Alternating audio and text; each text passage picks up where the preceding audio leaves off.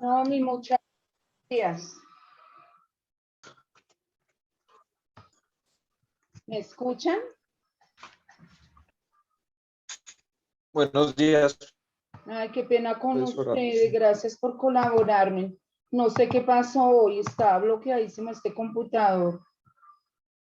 Me tocó comprar computador.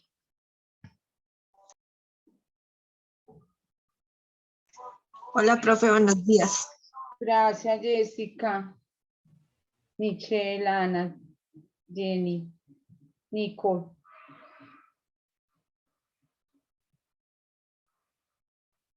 Bueno, bienvenido. Muchas gracias por estar acá. Empecé con un poquito de inconveniente con el internet, con el computador. Bueno, pero aquí estoy.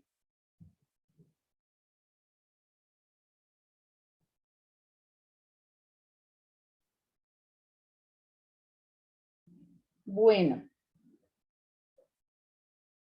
faltan unos niños, de pronto, no sé si nos han conectado nuevamente.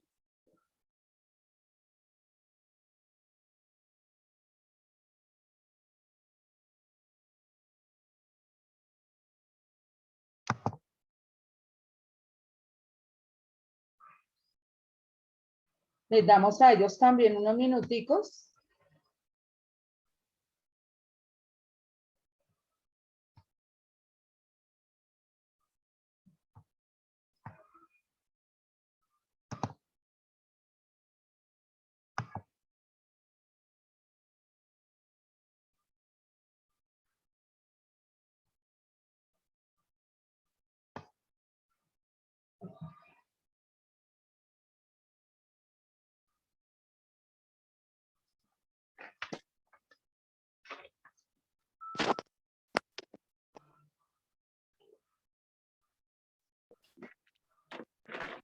Bueno, está en clase Andrés.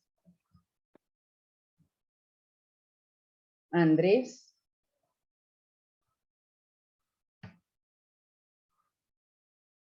Parece ser que Andrés no.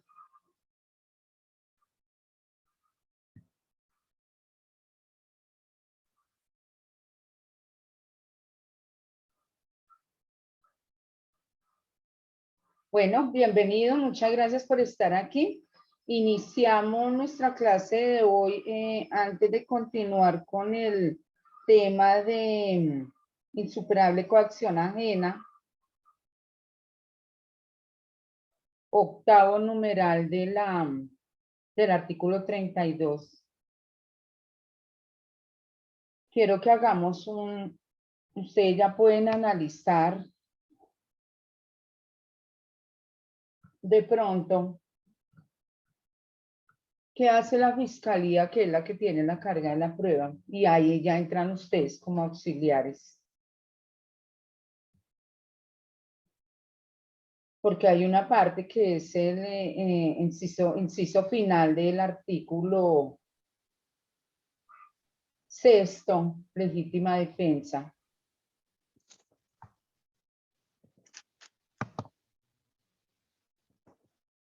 ¿Me están escuchando mis niños, mis señoritas? Sí, sí, señora. Señora, Vamos a analizar. Ustedes ya pueden empezar a aplicar. Ustedes ya pueden empezar a aplicar, cambiar el ejercicio, el ejemplo y aplicar la investigación en los dos asuntos que hemos visto. Lo que fue legítima defensa y lo que fue estado de necesidad. Quiero que analicemos en el artículo sexto la parte final y busquemos dos diferencias que hay entre el estado de necesidad y la legítima defensa. Hay algo muy importante que dice: se presume, estoy leyendo el inciso final del numeral sexto del artículo 32, que nos habla de legítima defensa.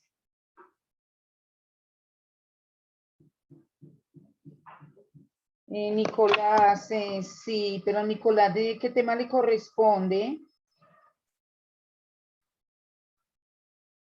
Nico. Nicolás. Me escribió algo en el chat. Nicolás.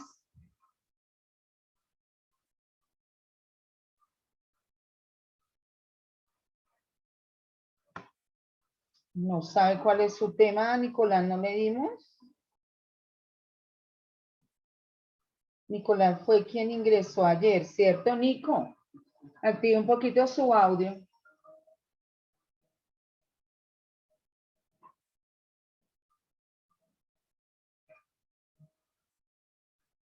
Ujú. Nicolás, me disculpa, nosotros quedamos en que usted iba a hacer como un resumen de lo que hemos visto y si está al día con los temas.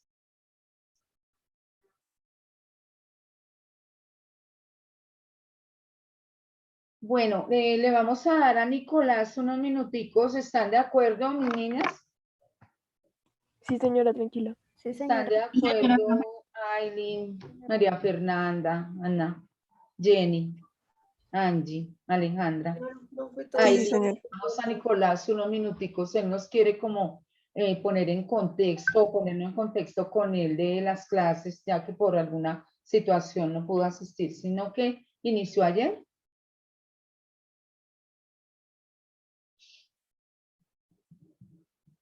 ¿Me confirman? Señora.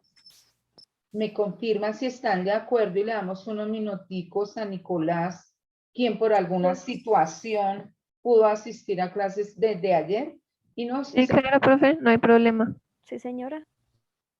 bueno, Nicolás tiene la palabra.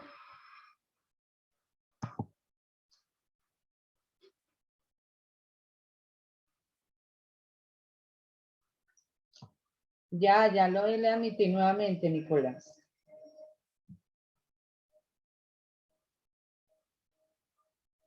Ahora sí, buenos días, profesor. Bienvenido, Nicolás. Buenos días. Pues bueno, profe, si no, suele exponer todos los temas que hemos visto al momento, incluyendo las expresiones de mis compañeros.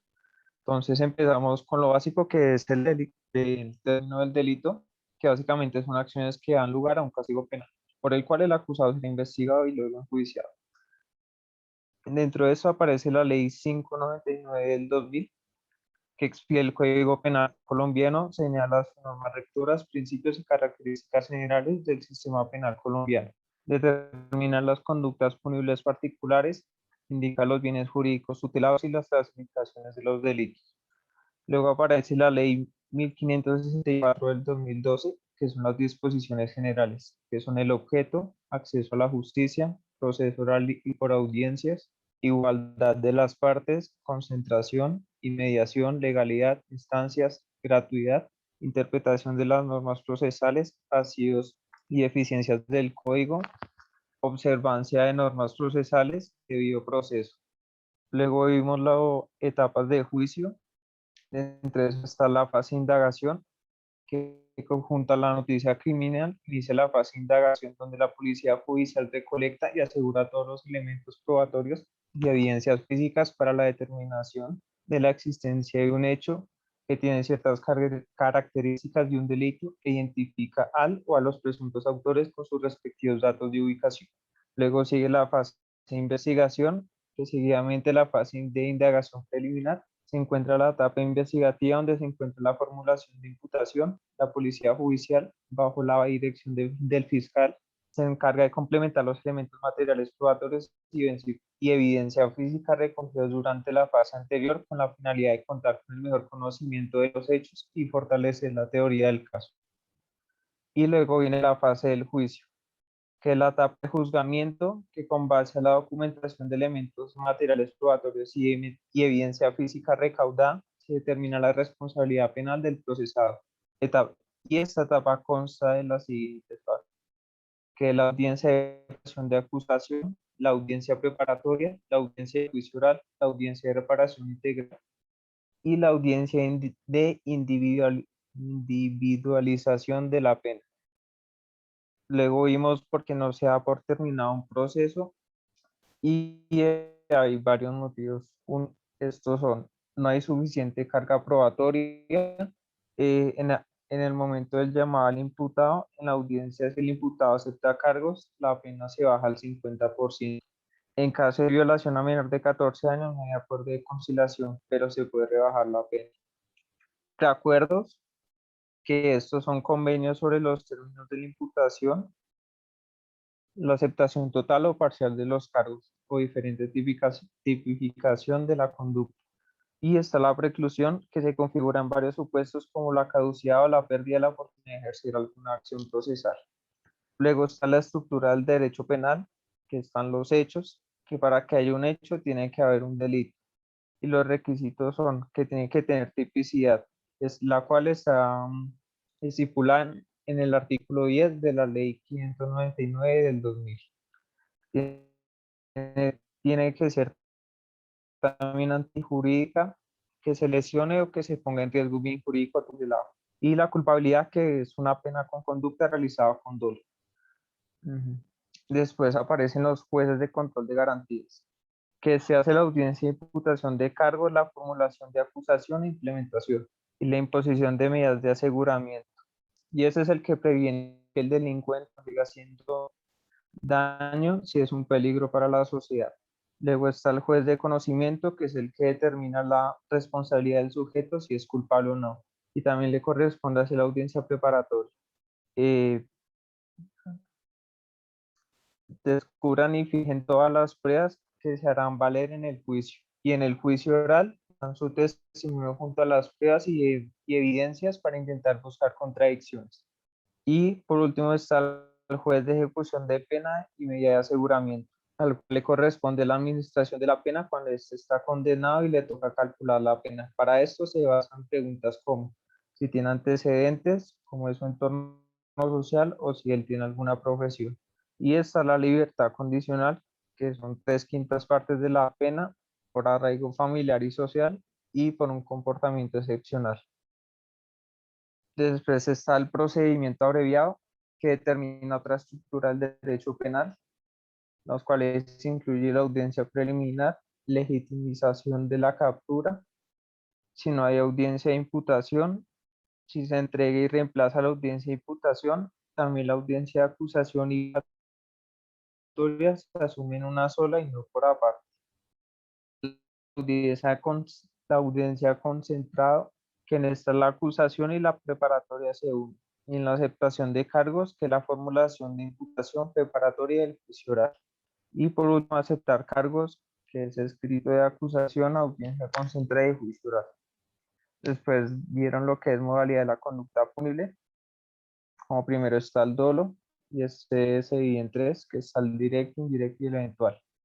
El directo es que se piensa, se planea y luego se realiza. El indirecto, el mismo proceso, solo que el resultado, o sea, que la persona no esperaba que el resultado final fuera ese. Y el eventual es cuando el resultado es al azar. El autor no descarta que se pueda producir algún tipo de daño con la acción que va a realizar, pero aún así la hace. Y el dolo directo tiene 2 grados. El primero, que es el resultado, que es el fin que busca el autor, provocando un daño de manera directa y voluntaria. Y el de segundo grado es el resultado de la acción con el cual es con un fin planeado por el autor, pero sabe que el resultado sucederá. Un ejemplo de esos es, por ejemplo, al forzar una chapa para abrir una cadena, y al no poder abrirla al intentarla forzar, pues toca romperla. Luego está la culpa, así se es por el resultado. ¿Escucharon la última parte? Las- Alejandra, Se entrecortó, profe. sí. O se está entrecortando. sí, profe, qué Nicolás pena. está entrecortando la última parte. Sí, qué pena, profe. ¿Qué parte? O sea, ¿qué parte escuchó, profe? Estamos hablando de la culpa. No. Ujú. Ok, listo. Entonces la culpa, si sea consciente o no, la persona realiza una acción la cual no perseguía. Las causas pueden ser por falta de cuidado, por desconocimiento, por no prever las consecuencias y por no preocuparse por el resultado. Y también existen las clases de culpa, que está la consciente, que es cuando el sujeto ve la posibilidad del resultado, el sujeto confía en su buena suerte. Y un ejemplo de este puede ser, por ejemplo, en una playa, no sé, una persona se vea como ahogado y al momento de que la sacan a la orilla, digamos que hay pocas personas, se acerca a uno y le va a intentar hacer un RCP y al realizarle mal este procedimiento, pues resultó fallando la persona. Y está la de manera inconsciente, la cual es que no prevé el resultado que finalmente.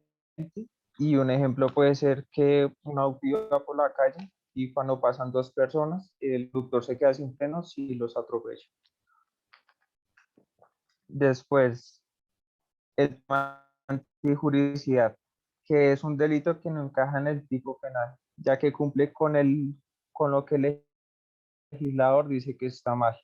Y eso está consagrado en la Ley 599 del 2000 y esta puede ser objetiva y subjetiva de manera formal y material. Si el delito va a ser sancionado, debe ser prohibido, primero, que sea prohibido por la ley, segundo, una lesión ponga en peligro un bien público tutelado. Las críticas, pues el artículo 32 que nos habla de las causales de ausencia de responsabilidad. El primero es el caso fortuito y ausencia y de fuerza mayor. En este, la ausencia de la conducta, no hay un control volitivo, es decir, de la voluntad, que excluye la parte subjetiva, el dolo y la culpa. Después está del consentimiento del bien jurídico tutelado, y esto es cuando el sujeto pasivo casi que literalmente se daña el mismo. En ese caso podemos poner de ejemplo la eutanasia o el homicidio asistido. Y los requisitos para que este sea es antes de la acción, que la persona sea capaz de consensuarla y también puede ser sin ningún tipo de manifestación. Otro tipo es de orden legítima de autoridades competentes. En este caso podemos ver el desalojo, cuando embargan bienes y cuando se agrede a alguien en justa causa. Después está el error de necesidad, que es cuando se defiende, cuando no conoce el tipo legal y cuando no actúa dolosamente. Un ejemplo es cuando, no sé, una persona de campo, un cowboy, dispara y piensa que es un espantapájaros, en realidad era una persona. Y las características del error de tipo es que hay falta de dolo. Si es un miedo vencible, se le asigna como culpa. Y si es un miedo invencible, se constituye como atípico. Después está el error de prohibición, que ese sí actúa con dolo, pero sin alguna causa. Y si el miedo es invencible, no hay pena, pero si el miedo es vencible, hay una pena atenuada. Después sigue el miedo invencible, que es cuando el sujeto debe obrar impulsado por este miedo, temor de un mal o igual, perdón, temor de un mal igual o mayor que el causado con su conducta. Después está la legítima defensa, que al obrar en esta condición por la agresión ilegítima de obra, la cual es la causa de la justificación. Momento. Okay.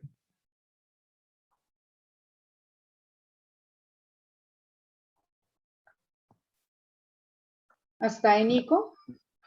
No, pues qué pena ya. Los elementos de la legítima defensa es que hay una agresión legítima, es decir, que la persona reacciona contra un peligro. Está la necesidad racional, que es el medio que emplea para repeler la agresión.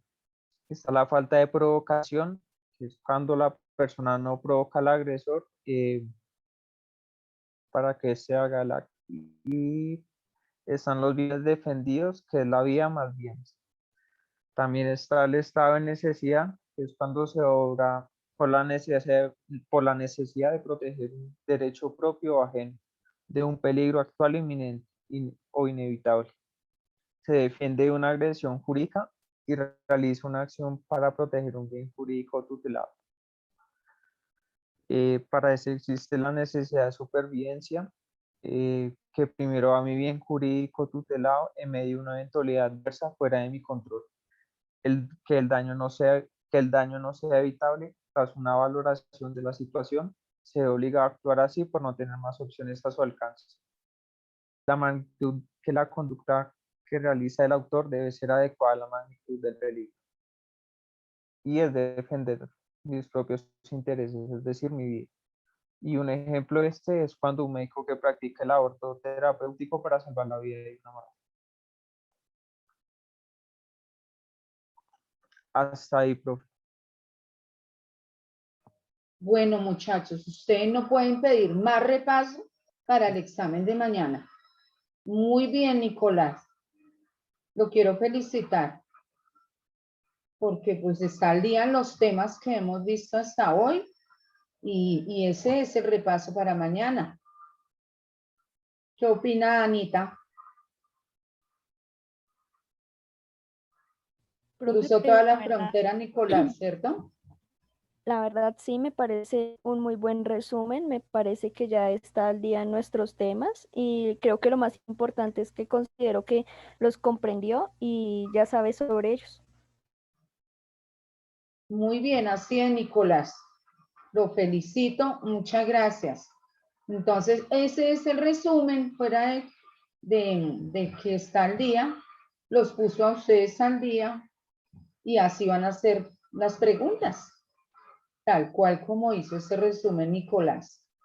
Entonces, vamos a ver qué resultado vamos a tener. Muchas gracias. Bueno, entonces, Nicolás, vamos a hablar de ese tema que usted tocó tan importante en la legítima defensa, pero ya solamente analizar una parte, como es el último inciso, que es el que al que di lectura en este momento. Es el numeral sexto del artículo 32 del Código Penal.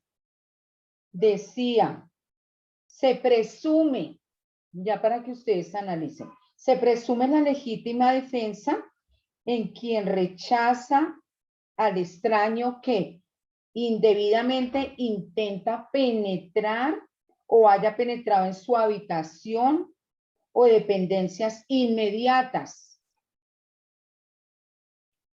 Ese aparte no debemos interpretarlo por el solo hecho de que alguien ingresó a mi hogar y lo maté, o porque yo tengo muchas hectáreas, tengo unas fincas y cualquier persona que ingrese la tengo que matar. No. El escrito, el inciso está enfocado es siempre en proteger la vida, en proteger la vida y me voy a defender. Entonces, ¿quién tiene que probar? Ahí es en donde tienen que analizar ustedes. Con un ejemplo que les voy a dar. Ahí ya entra, acuérdense que la fiscalía es la que tiene la carga de la prueba. Invité a una persona a mi casa. Supuestamente es desconocida. Ahí es donde va lo que tiene que probar ustedes como investigadores. Supuestamente es un desconocido, pero es que yo lo invité. Lo maté. Y digo que es legítima defensa. Hay muchos juristas que no utilizan estos mecanismos, que debemos hacer mucha pedagogía para que sean utilizados estos mecanismos, evitando así extendernos a procesos penales larguísimos, congestionando el aparato judicial, pero por motivos como el ejercicio que estamos haciendo, hay muchos juristas que dicen a mí no me va a proceder, porque yo como abogada que estoy defendiendo a la persona que quiso proteger su vida, defenderse de que se la quitaran. Debo probar que lo hizo en legítima defensa.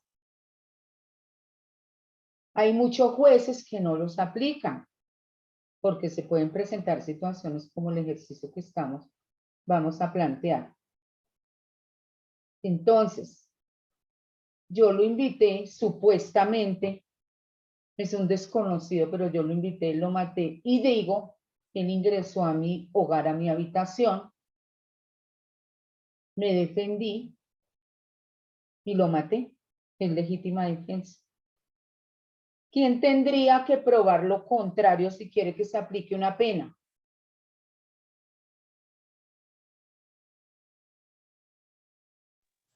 Los abogados de la persona asesinada, ¿se puede decir? Exacto. En este caso no los abogados, ¿no? Sino es la fiscalía. Comencé diciéndoles siempre que la fiscalía es la que tiene la carga de la prueba. Entonces, claro, ellos van a tener sus abogados, los padres, hermanos, esposas, bueno, de la víctima. Pero entonces, el primero que entra, ¿quién es? Es policía judicial, es investigaciones, bueno, y toda esa información va para la fiscalía, por eso la fiscalía tiene la carga de la prueba. Entonces, la fiscalía es la que va a decir, yo necesito que se aplique una pena, porque aquí no hubo legítima defensa. Él lo invitó. ¿Investigaron ustedes de alguna manera? Él lo invitó, argumentando, entre comillas, supuestamente que era un desconocido. Aprovechó ese término para matarlo y decir que era en legítima defensa. Entonces, si ven cómo puede cambiar la figura, y hay que entender esa última parte, dice, no es que yo tenga en mi casa y cualquier persona que entre, lo mato, entonces alegué legítima defensa, o tengo mi finca y una finca, unos terrenos, hay muchos lugares por donde cualquier persona puede ingresar, entonces lo mato. No, no se enfoca en proteger la habitación que entró, que pisó, no, es proteger mi vida, ese bien jurídico, tutelado. A eso quiero apuntar con esta explicación. A eso quiero apuntar. Ahora, cuando inicia el numeral sexto, dice, se obre por necesidad de defender. Entonces, cuando hablamos de legítima defensa, estoy defendiendo mi bien jurídico, mi vida. Bueno, quedó claro el término y a dónde está apuntando, a dónde se está apuntando cuando dice intente penetrar o haya penetrado a su habitación o dependencias inmediatas. Entonces no podemos decir siempre no es que entró y por eso lo maté. No, está enfocado es a proteger la vida.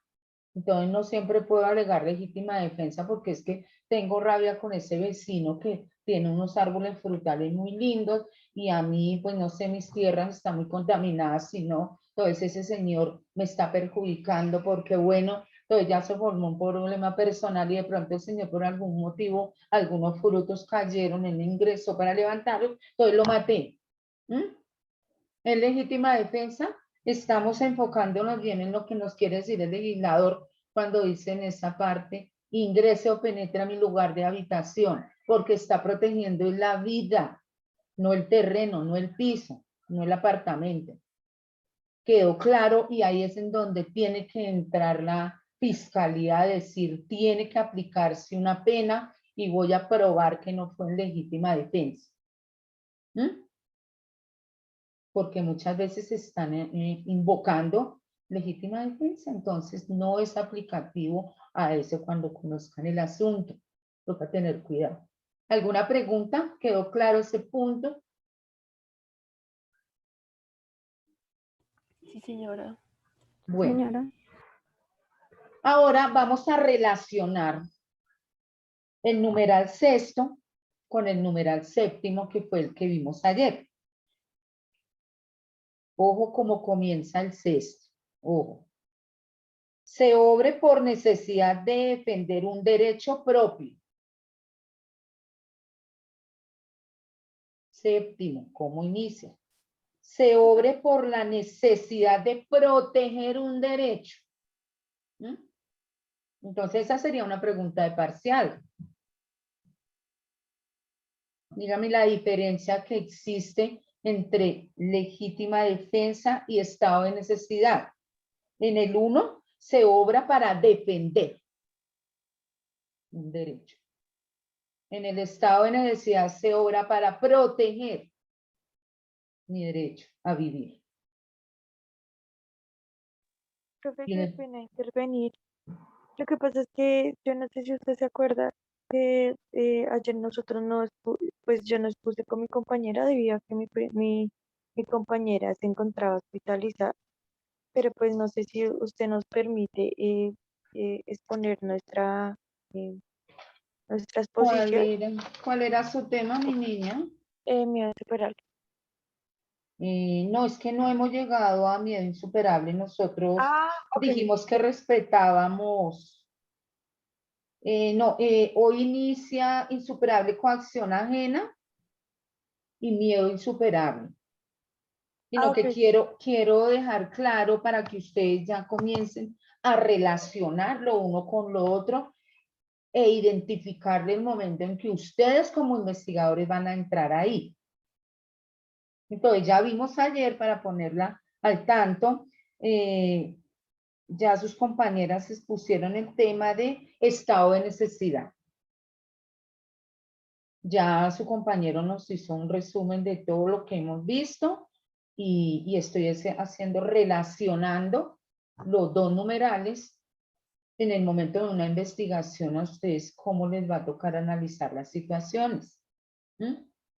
Ahora, dijimos entonces, en la legítima defensa se obra por la necesidad de defender mi bien jurídico, de defender. ¿Sí?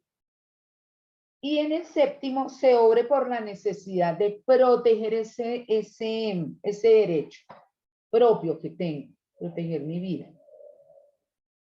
Les voy a poner un ejemplo. Voy a meterme con las Torres Gemelas. ¿Sí recuerdan ese incidente? O Sí, Sama y señora. todo. Solo que quiero que relacionen. Dos secuestradores. Un avión. 50 pasajeros. ¿Mm? Quieren irse contra una torre. Lo tuve, pero no fue así, pero estoy mirando para que ustedes analicen. Quieren irse contra una torre donde hay muchísimas oficinas, muchísima gente, y yo derribé el avión. Yo lo derribé. ¿Qué me aplica? Analizando las dos situaciones que ya vieron, el sexto y el séptimo. Legítima defensa y estado de necesidad. El uno es defender y el otro es proteger. Analícenlo, Pues relaciónenlo y díganme qué me diría a mí la fiscalía. ¿Legítima defensa o protegió? pues yo creo que proteger como ya, pues dices que un avión, ¿no es cierto? Sí, yo creo que ya como proteger como la vida privada, ¿no? O lo estoy Profe, tomando Sí, en claro, otro tiene que lado. ver. profe, yo creo Ok. que no aplica ninguno de los dos. O sea, no me ¿Por qué? cuadra. Profe, porque pues yo diría que eso es como dolo, más bien, como dolo directo, porque Métase en su papel no de es legítima, investigadora, Michelle. no es legítima defensa, porque pues igual la legítima defensa, como contra, o sea, digamos, si desde la torre le estuvieran disparando al avión, de pronto eso podría ser legítima defensa, pero no en ningún momento pasó eso. Y estado en necesidad, pues no, porque, o sea, qué bien jurídico tutelado está protegiendo ahí, ninguno, simplemente quería estrellar el avión contra la torre y ya, pues bajo mi punto de vista y mi Pero ojo, análisis. no es como pasó, sí lo estrellaron, ¿m? Y todos muertos que hubo. Pero aquí antes de que lo estrellaran, yo derribé el avión. Yo lo derribé. sea, no se fue contra la torre. Yo lo derribé.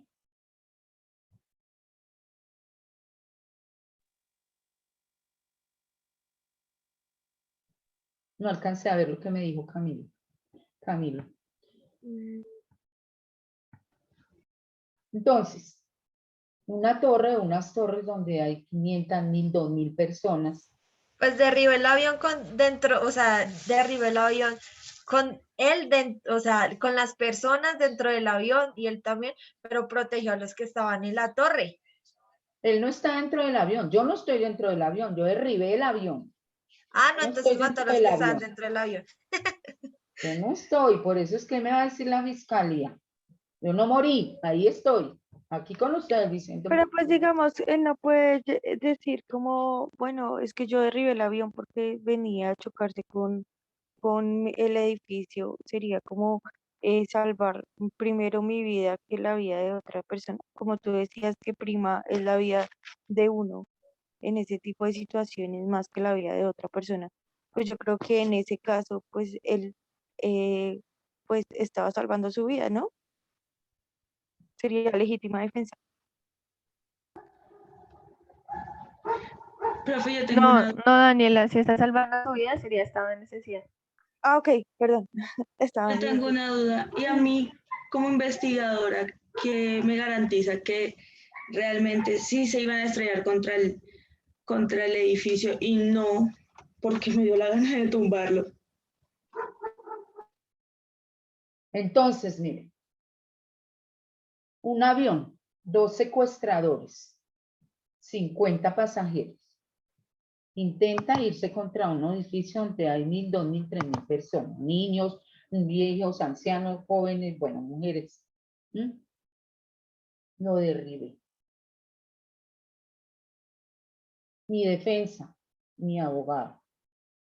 Ella actuó en legítima defensa, pero no contra todos, porque es que los 50 pasajeros no tenían nada que ver, pero murieron. Solo indirecto.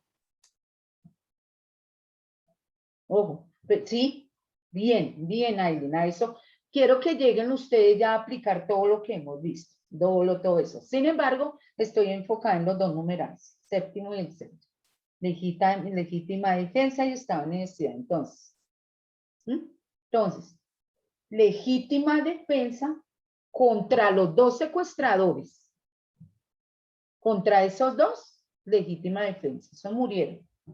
Entonces, defendí mi vida y defendí la vida de esas 1000, 2000, 5000 personas de ese edificio, de esa torre. Legítima defensa. Contra los 50 pasajeros. Ellos no tenían que ver con el secuestro, ellos no fueron los secuestrados. El avión los secuestró, los 2 tipos los secuestraron a ellos son inocentes. Pero es que yo no podía apuntarle solamente a al piloto y al copiloto que son los secuestradores. Derribé el avión lastimosamente. Entonces, alego estado de necesidad. Entonces, protegí el bien jurídico de 5000, 6000 personas de esa torre, también a la vida, que es la vida, mi vida, pero tuve que sacrificar a 50 personas inocentes. Entonces, es aplicativo en este ejercicio y puede suceder en muchas situaciones, pero ustedes como investigadores tienen que llegar hasta ahí porque la fiscalía va a decir, no, aquí se debe aplicar una pena porque murieron 50 inocentes. Pero si me voy aquí al 32, la ausencia de responsabilidad, lo alego así. ¿Qué tiene que decir ahora sí Camilo, que me estaba hablando?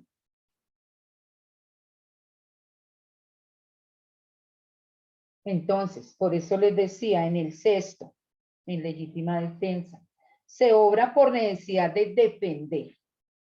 Pues defendí mi vida, como dijo Ana, Ashley, bueno, defendí mi vida y la vida de todas esas personas. ¿Qué nos dice el estado de necesidad en el séptimo? Se obre por necesidad de proteger.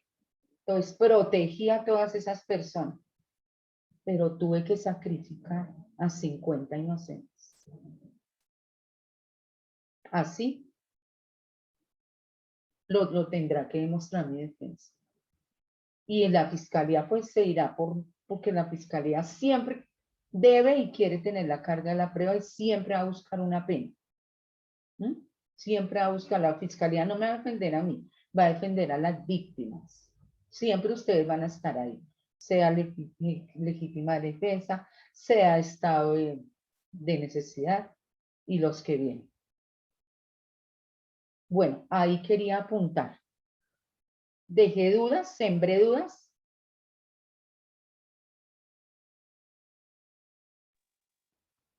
Pues nos aclaraste como las dos definiciones. Perdóneme, Danielita, no la escuché Pues bien. hiciste como bien la aclaración de las dos definiciones, ¿no? Bien, bien. Bueno, hay otro, es que hay varios. Siempre para que quede claro, está el ejemplo también del avión, que para algún motivo falló. Cayó en un lugar en donde no lo encuentran, pasan días, quedaron muchas personas vivas, gracias a Dios, muchas. Caminan y no encuentran comida, no encontrar.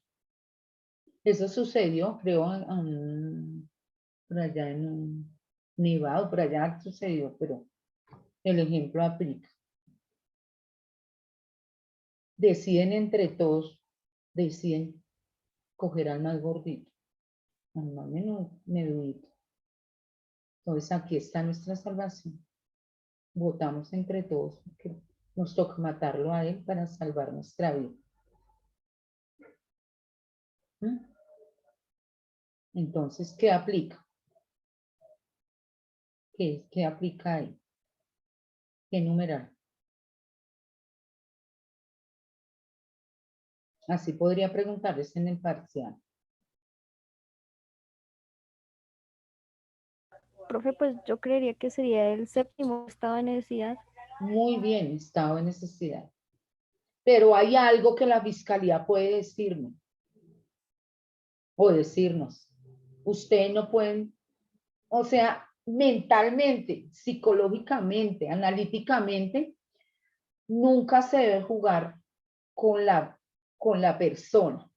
Entonces, que el gordo, que el chiquito, que el flaco, no. Tenemos que, entonces ahí dijeron, vamos a coger al más gordo, al más, porque somos hartos, porque no lo vieron como esa necesidad, porque un investigador que aplica, que sea por el lado de la psicología, como están ustedes, le va a decir a la fiscalía, no señor, aquí no aplica el estado de necesidad, porque ellos no vieron a la persona con ese respeto que merezco yo. Vieron mi estructura corporal, vieron la estructura corporal de mi hijo, y yo necesito que porque era el más gordo, se saciaron de él. Entonces, puede cambiar la investigación, puede cambiar y la fiscalía de repente por ahí hay un artículo, un numeral en donde dicen que los numerales tal y tal y tal no se tendrán en cuenta, sino que no se tipificarán ni como legítima defensa, ni como estado de necesidad, ni como insuperable coacción, con lo que van a hablar ahora, ni miedo insuperable, sino que más bien sí se le va a tipificar, pero vamos a bajar las penas. Por ahí van a ver ahora unos numerales. En este caso, sí, claro, el estado de necesidad, pero entonces la familia, la mamá del niño va a decir, ¿por qué vieron hacia mi niño como ese trozo de carne que los iba a saciar? No se vio. Entonces, la defensa, la fiscalía va a buscar muchísimos motivos para aplicarlo. Eso no es tan así, porque ahí van a estar ustedes en todo, en esas investigaciones. Bueno, hay más, hay muchos ejercicios bonitos, pero vamos a seguir avanzando. Entonces, continúa, estado de necesidad. Michelle y Aileen Valentina. ¿Sí están?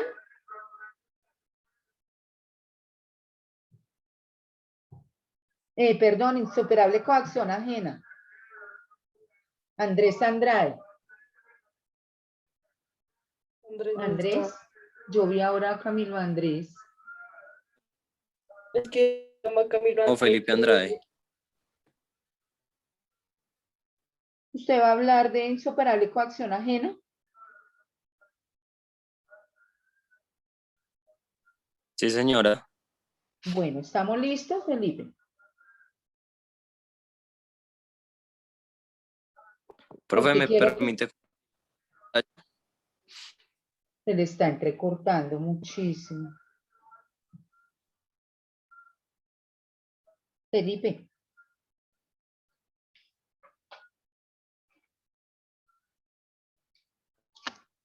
Profe, ¿me comparte la pantalla? ¿Me hace el favor?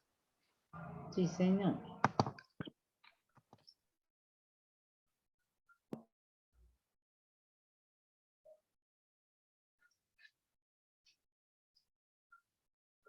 Tiene la palabra, Felipe.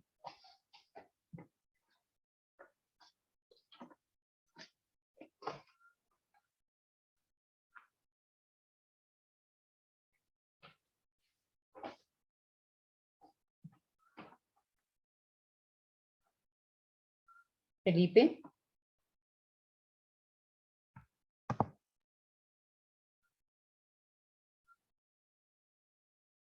Felipe.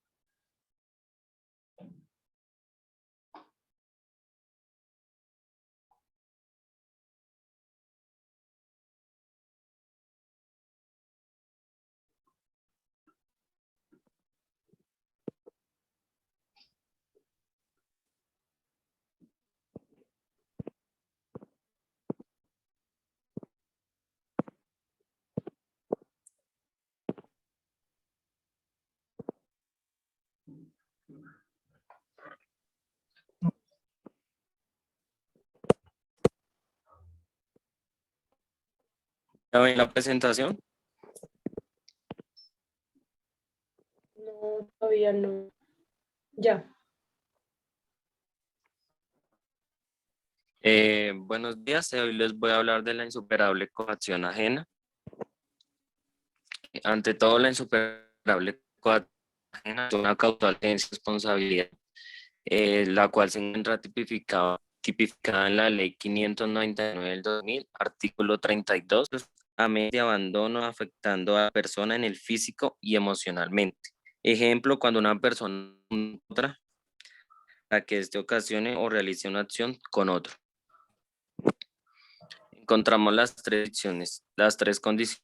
Primera, que haya peligro inminente, que quiere decir que pueda ser inevitable la acción. La segunda, que se advierta de un mal inminente para el violentado, que sea la naturaleza de grande que él se pueda ocasionar con la comisión del hecho. Y la tercera, que no pueda ser evitado, sino que realizado ese hecho prohibido por la ley. Quiere decir que cuando no haya sido consentido previamente. La vis compulsiva. La vis compulsiva es la aplicación de la fuerza sobre una persona amenazada para seguir utilizándola con el fin de plegarla a su voluntad. En la insuperable coacción se tiene en cuenta la inacción. Es la obligación de la voluntad por una fuerza extrema que lo lleva a actuar y comportarse de una manera que normalmente no es común y es ajena a sus. Y por último tenemos un ejemplo. Un padre de familia obliga a su esposa a robar diciéndole que si no lo hace sus hijos van a aguantar hambre